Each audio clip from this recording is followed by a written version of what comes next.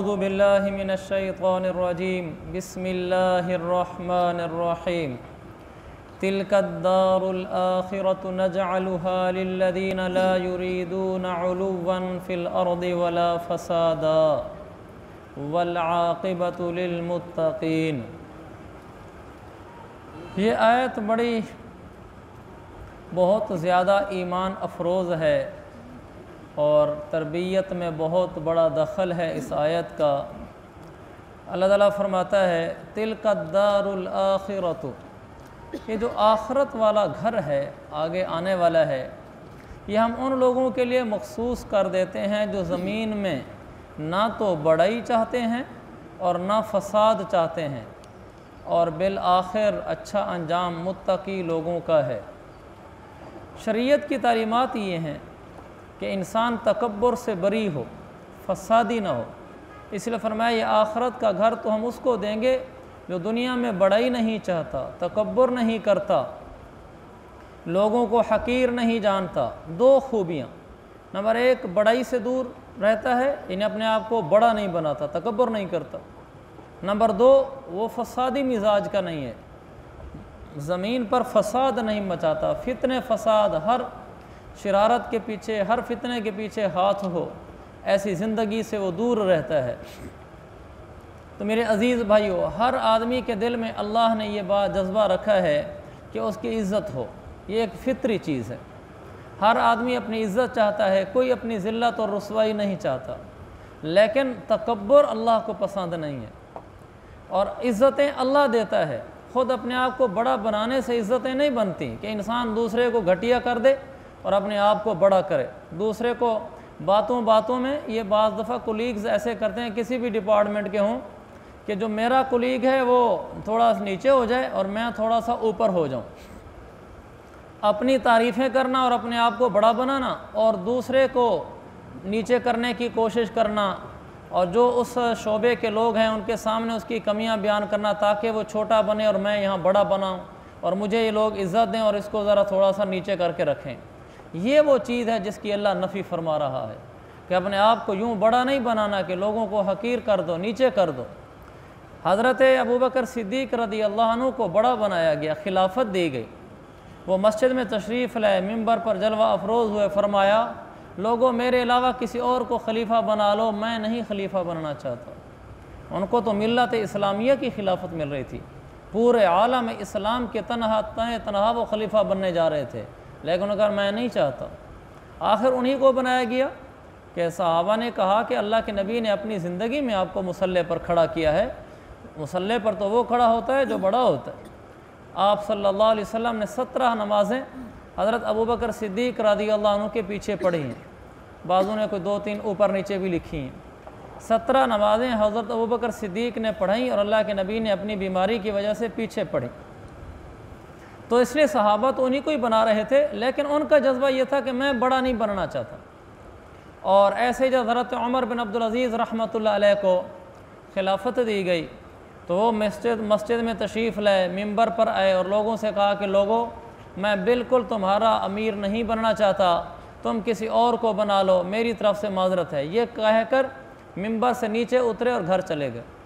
3 दिन तक मस्जिद में आते रहे और यही कहते रहे। तीसरे दिन लोगों ने कहा कि नहीं, अब आप ही बनेंगे और आपको कबूल करना होगा। फिर उन्होंने कहा कि अगर ऐसी ही बात है तुम्हें मेरे ऊपर इसरार ही है कि मैं ही अमीर और हाकिम बनूं, तो फिर इंशाअल्लाह दुनिया देखेगी कि हाकिम वक्त कैसा होता है। फिर माशाअल्लाह उन्होंने वो दिखलाए दिन कि हज़रत उमर बिन ख़त्ताब की यादें ताज़ा हो गईं।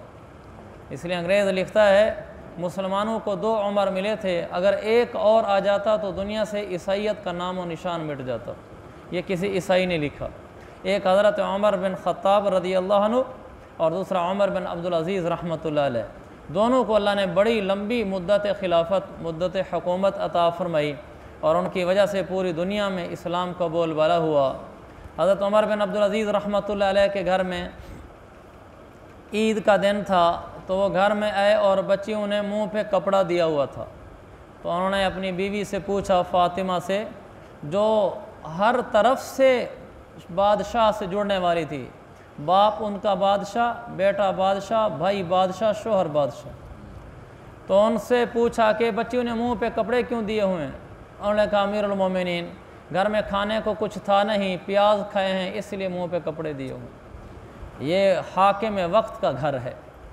तो एक दफ़ा उनकी घरवाली ने कहा कि घर के हालात ढीले हैं, आप जाकर 1 महीने की एडवांस तनख्वाह ले लें। तो वो कहा वहाँ बैतुल माल में गए और कहा कि मुझे 1 महीने की तनख्वाह इजाफ़ी दे दें। जो बैतुल माल के ऊपर मुकर्रर था वो भी तो उमर बिन अब्दुल अज़ीज़ की हुकूमत का आदमी था। उसने कागज़ कलम आगे बढ़ा दिया कि हज़रत आप ये लिख दें, दस्तखत कर दें कि मैं अगले महीने तक ज़िंदा रहूँगा, मैं तनख्वाह दे देता हूँ। कहा मैं 1 महीने की पहले कैसे दे दूँ, आप अगले महीने ज़िंदा ही ना रहें तो तनख्वाह कैसे ली है आपने? उमर ने कहा अल्लाह आपका भला करे, मुझसे गलती हो गई थी, चुप करके वापस आ गए। तो मेरे अज़ीज़ भाइयों, ये वो लोग हैं जो बड़ा नहीं बनना चाहते थे और इनको ज़बरदस्ती बनाया गया, तो फिर यही बड़े बनने के मुस्तहिक होते हैं। आज जब खुद ही हर आदमी बड़ा बनने के चक्कर में हो, दूसरों को नीचा करने के चक्कर में हो, ये तो इस्लामी तालीमात ही नहीं। इसलिए इंसान अपने आप को छोटा शुमार कराए, पीछे रहे, लोगों को आगे बढ़ाए, बाकी जिसके मुकद्दर में अल्लाह ने इज़्ज़त लिखी है वो अल्लाह उसको दे देगा।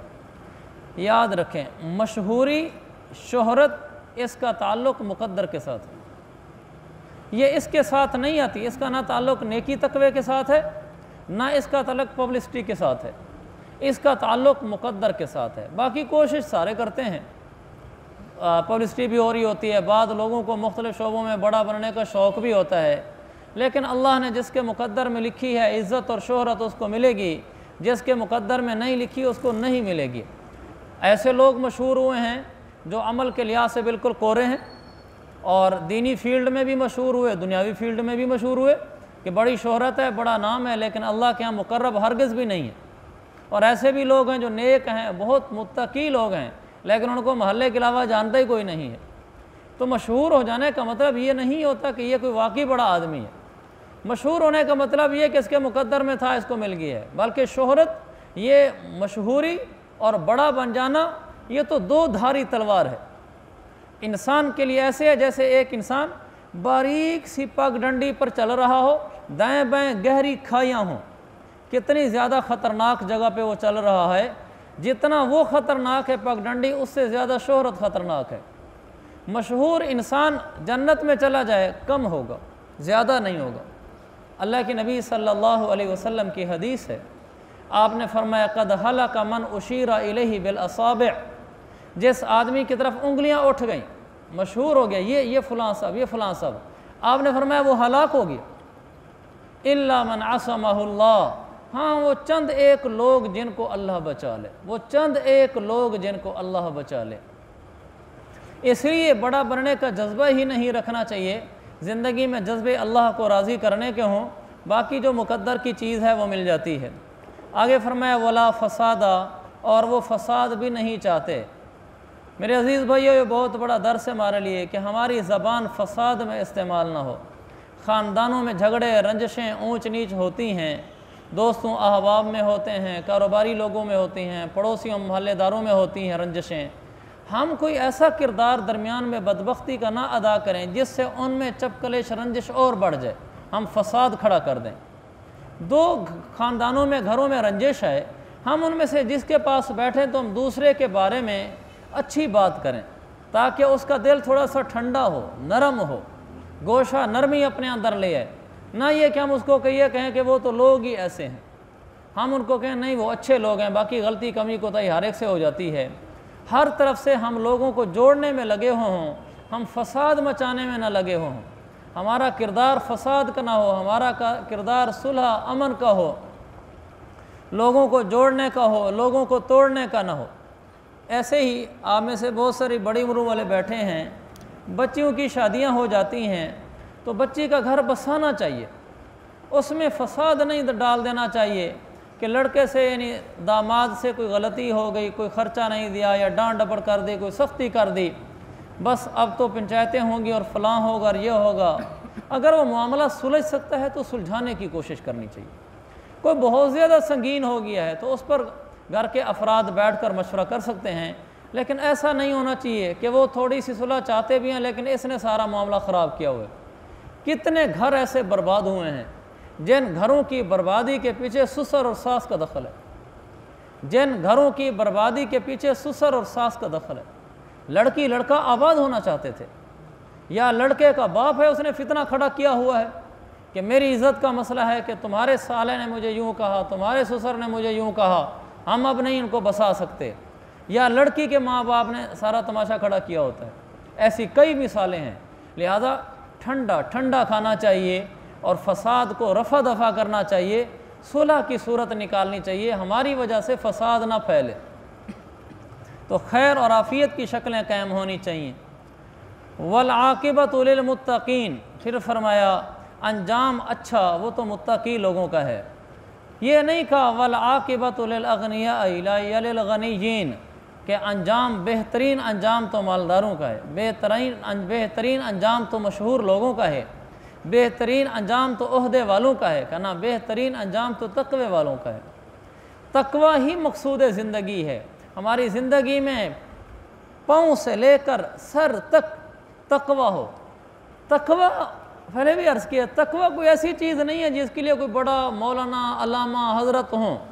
तक़वा किस चीज़ को कहते हैं? मेरे आका ने फरमाया गुनाहों से बचना बेहतरीन तक़वा है, गुनाहों से बचना बेहतरीन तक़वा है। बस गुनाह हम छोड़ दें, हम मुत्तकी हैं। बागी जितना गुड़ उतना मीठा, मुत्तकी के आगे दर्जे हैं। आदमी अपनी इबादत में तरक्की करता चला जाए तो वो उतना तक़वा उसका बढ़ता चला जाता है। लेकिन ये भी उम्दा तक़वा है कि एक आदमी गुनाहों से बच रहा हो, आँखों से वो न देखे जो नाजायज़ है, कानों से वो न सुने जो नाजायज़ है, ज़बान से वो न बोले जो नाजायज़ है, माल को वहाँ इस्तेमाल न करे जो नाजायज़ है, अपनी ज़िंदगी को शरीयत के मुताबिक रखे। ये मुत्तकी है और इसके लिए अच्छा अंजाम आखिरत में तैयार है। आगे फरमाया मन जाअ बिल हसनति फलहु खैरुम मिन्हा, जो आदमी क़यामत वाले दिन कोई भलाई लेकर आएगा अल्लाह उसे उससे बेहतर चीज़ देगा। एक भलाई लेकर आया उससे बेहतरीन नेकी का गुना, फलहु अशरु अमसालिहा, नेकी लेकर आएगा अल्लाह ताला उसको 10 गुना बढ़ाकर अजर देगा। वमन जाअ बिस्सय्यिअति फला युजज़ल्लज़ीना अमिलुस्सय्यिआति इल्ला मा कानू यअमलून, और जो आदमी बुराई लेकर आएगा तो जिन्होंने बुरे काम किए हैं उनको किसी और चीज़ की नहीं, उनके किए हुए कामों की ही सज़ा दी जाएगी। बुरे आदमी अपनी सज़ा पाएंगे, नेक लोग अपने इनाम पाएंगे। लेकिन कुर्बान जो अपने रब पर, दूसरी जगह फरमाया फलहु अशरु अमसालिहा, नेकी लेकर आएगा तो 10 गुना बढ़ाकर बदला दूंगा, गुनाह लेकर आएगा तो एक के बदले में एक ही सज़ा दूंगा, उसमें इजाफ़ा नहीं करूँगा। ये मेरे रब का रहम है, करम है, नेकी को अल्लाह 10 गुना बढ़ा देगा। इन्नल्लज़ी फ़रज़ अलैकल क़ुरआन लराद्दुका इला मआद कुर रब्बी अअलमु मन जाअ बिल हुदा व मन हुवा फ़ी ज़लालिम मुबीन। बेशक वो ज़ात जिसने आप पर कुरान की ज़िम्मेदारी डाली है, अल्लाह के नबी से कहा जा रहा है, वो आपको दोबारा उसी जगह पर लाकर रहेगा जो आपके लिए मानूसियत की जगह है। रसूल पाक सल्लल्लाहु अलैहि वसल्लम मक्का मुकरमा से हिजरत करके जब मदीना मुनव्वरा जा रहे थे, रास्ते में मकाम जोहफर पर पहुँचे, जहाँ से रास्ते जुदा हो जाते हैं। मक्का का रास्ता ख़त्म और दूसरा रास्ता आगे शुरू हो गया। तो मेरे आका सल्लल्लाहु अलैहि वसल्लम की तबीयत में बोझ महसूस किया कि मुझसे मेरा वतन छूट रहा है। बड़ी बात है, 53 साल आदमी एक जगह में रहे और उसको हमेशा के लिए खैरबाद कहकर चल दे, बहुत मुश्किल है। और जहाँ जा रहा हो वो भी परदेश हो, नया इलाका हो।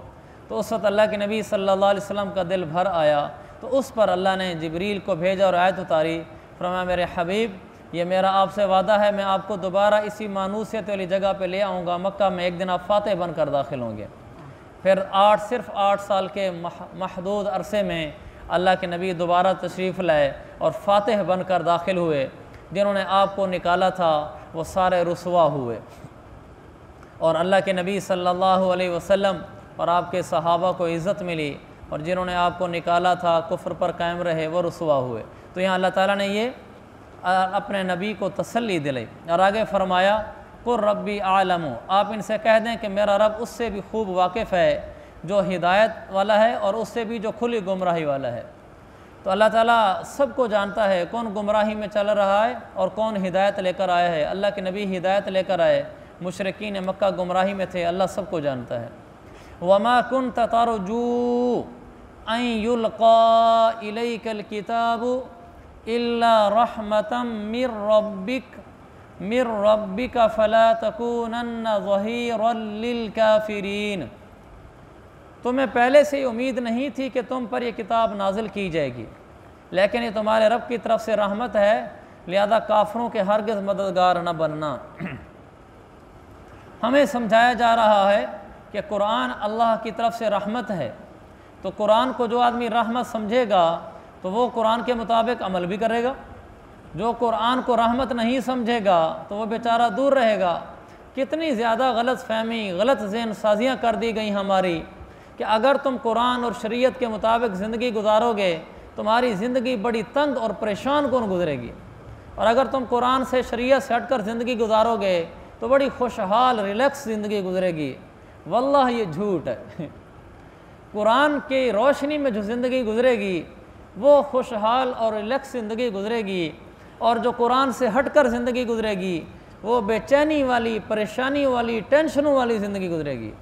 क्या हम देखते नहीं कि यूरोप का मुआशरा जो कुरान से बिल्कुल दूर है, सबसे ज़्यादा ख़ुदकुशी की रेशो वहीं है, सबसे ज़्यादा। और हमारे मुसलमान मुल्कों में ख़ुदकुशी का तनासब बहुत कम है। जिन लोगों के पास माल है, दुनिया की जदीद टेक्नोलॉजी है और दुनिया में इस वक्त सर चढ़ कर बोलने वाले मुल्क हैं, और उन लोगों का हाल ये है कि वो ख़ुदकुशियाँ कर रहे हैं, ज़िंदगियों से तंग आ चुके हैं, और जो इस्लामी ममालिक हैं वो उनके मुकाबले में गरीब हैं और यहाँ ख़ुदकुशियाँ नहीं हैं। जिन मुसलमानों ने थोड़ा सा कुरान को लिया, क्योंकि हर मुसलमान कुरान को तो लेकर चल ही रहा है चाहे जिस दर्जे में से ही, तो उनको अल्लाह ने इतनी रहमत, रिलैक्स होना, खुशहाल होना, टेंशनों से दूर होना दे दिया कि वो ख़ुदकुशी नहीं करते। अगर कोई आदमी पूरे कुरान पे चलना शुरू कर दे, दुनिया में जन्नत का मज़ा आना शुरू हो जाता है, दुनिया में सुख सुकून आना शुरू हो जाता है, दुनिया में एक नई ज़िंदगी में दाखिल हो जाता है।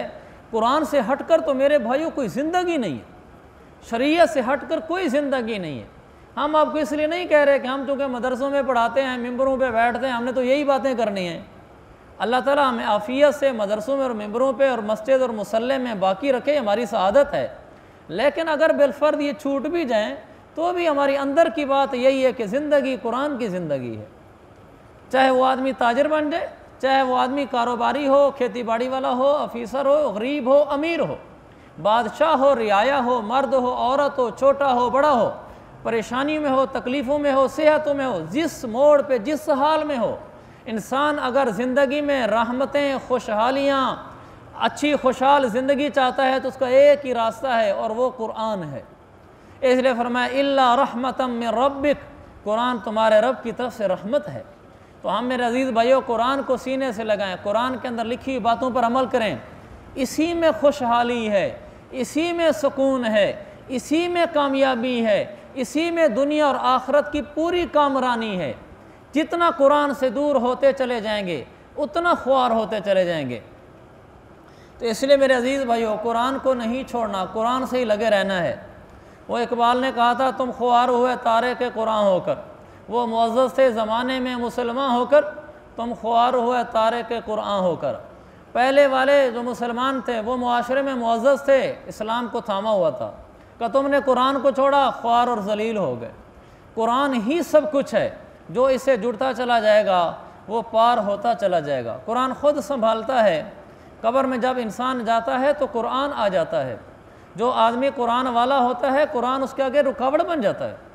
कुरान फरिश्तों से कहता है कि मैं इससे जुदा नहीं हो सकता, और फरिश्ते कहते हैं कि तुम इससे हट जाओ, हमने इससे हिसाब लेना है और इसका मामला करना है। वो कहता है हिसाब लो लेकिन मैं इससे जुदा नहीं हो सकता। तो फिर वो उस मैयत को अजाब नहीं देते, चूँकि कुरान वहाँ ठहर जाता है कि मैं यहाँ से नहीं बाहर जाता। कुरान की ये ताकत है जो क़यामत वाले दिन और कब्र में मौत के वक्त भी काम आएगी। इसलिए हमने किसी लम्हे कुरान को नहीं छोड़ना, इसके अल्फाज भी पढ़ने हैं, इसका तर्जमा भी जानना है, इसके मज़ामीन पर अमल भी करना है, फिर दुनिया भी हमारी और आखिरत भी हमारी। वला यसुद्दुन्नका अन आयातिल्लाहि बअद इज़ उनज़िलत इलैका वदउ, वाद नहीं पढ़ना, वदउ इला रब्बिका वला तकूनन्ना मिनल मुशरिकीन। और जब अल्लाह की आयतें तुम पर नाजिल कर दी गई तो उसके बाद ये लोग तुम्हें हरगिज़ उन पर अमल करने से ना रोकने पाएँ, और तुम अपने रब की तरफ लोगों को दावत देते रहो और हरगिज़ इन मुशरिकीन में शामिल ना होना। यहाँ बताया कि दुनिया की कोई ताकत हमें कुरान पर अमल करने से रोकने ना पाए, चाहे मुआशरा है, चाहे बीवी है, चाहे गुर्बत है, चाहे बीमारी है, चाहे परेशानी है, कुरान पर अमल करने से ना रोकने पाए। बाद दफ़ा ख़ानदान ही कुरान पर अमल करने से रोकना शुरू कर देता है। वो कह देता है कि कोई नहीं, हालात मुश्किल हैं, कर्जा ले लो सूद पर, तो कुरान पर अमल करने से रोक रहा है। कोई नहीं, तुम्हारा एक ही बेटा है, इसकी तो गज वज के शादी कर दो, खैर है, कोई नहीं है। ये मुआशरे में कुरान से दूर कर रहा है कि ऐसी शादी करो, शरीयत की कोई परवाह ना करो। तो हमें कोई कुरान पर अमल करने से रोकने ना पाए, चाहे हमारे वालिदैन ही क्यों ना हो। अल्लाह ने कह दिया फ़ला तुतिअहुमा, अगर वालिदैन भी अगर आपको शरीयत से दूर करने की बात करते हैं, मेरा रब फरमाता है वालिदैन की, माँ बाप की बात भी ना मानना। जिस माँ ने तुम्हें जना है उससे भी माजरत कर लेना कि मैं आपकी बात नहीं मान सकता। कुरान पर अमल करने से कोई चीज़ ना हमें रोकने पाए, फिर दुनिया में बहारें देखेंगे। वला तदउ मअल्लाहि इलाहन आखर, और अल्लाह के साथ किसी और माबूद को न पुकारना। पुकारना सिर्फ़ अल्लाह को है, साफ लफ्ज़ों में है कि पुकारो सिर्फ़ अल्लाह को, अल्लाह के साथ किसी को नहीं पुकारना चाहिए। ख़ुद मेरे नबी ने भी मुश्किल वक्त में अल्लाह को पुकारा है। ला इलाहा इल्ला हु, माबूद तो सिर्फ वही एक है। कुल्लु शैइन हालिकुन इल्ला वजहा, हर चीज़ फ़ना होने वाली है सिवाय मेरे रब के, उसको फ़ना नहीं है। लहुल हुक्म व इलैहि तुरजाऊन, हुकूमत उसी की है और उसी की तरफ तुम्हें लौटाया जाएगा। सब मिट जाएंगे। कुल्लु मन अलैहा फ़ान, सारी दुनिया को फ़ना है। वला यबका इल्ला वजहु रब्बिक, एक अल्लाह है जिसको बका है। अल्लाह ताला हज़रत इज़राइल को कहेगा आखिर ज़माने में कि सारी दुनिया को मौत दे दे, क़यामत के वक्त सबको मौत दे देगा। अल्लाह कहेगा हज़रत इज़राइल को कहेगा कि सब फरिश्तों को भी मौत दे दे, और सब फरिश्तों की भी रूह कब्ज़ कर लेगा। अल्लाह उसे पूछेगा अब कौन बाकी है, वो कहेगा अल्लाह तू और मैं। अल्लाह कहेगा मुत अंत, तू भी मर जा। तो फिर एक अल्लाह होगा और कोई नहीं होगा। इसलिए कहा कुल्लु शैइन हालिकुन इल्ला वजहा, सबको फ़ना है, एक मेरे रब को बका है। लिहाजा जो बका है जिसको, उसी से दिल लगाना चाहिए, उसी का सहारा पकड़ना चाहिए। अल्लाह ताला हमें अपना ताल्लुक़ नसीब फरमाए।